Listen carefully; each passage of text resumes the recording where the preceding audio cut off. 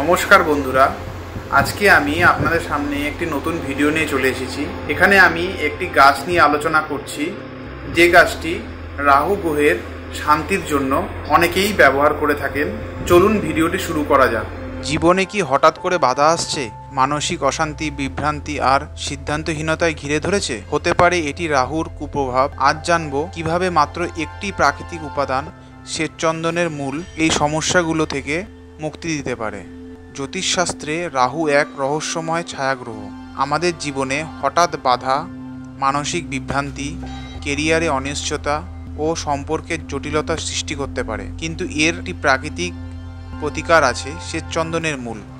চলুন জেনে নিই এর উপকারিতাগুলো কী কী। মানসিক শান্তি ও স্থিরতা। শ্বেতচন্দন ঠান্ডা প্রকৃতির, এটি মস্তিষ্ককে শীতল রাখে। রাহুর কারণে সৃষ্ট অস্থিরতা দূর করে।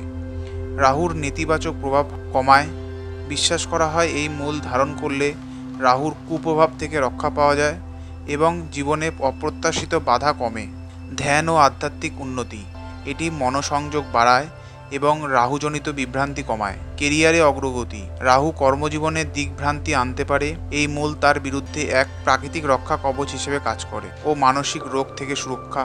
শ্বেতচন্দন মূলকে অনেক সময় নজরদোষ থেকে রক্ষা পাওয়ার জন্য ব্যবহার করা হয়।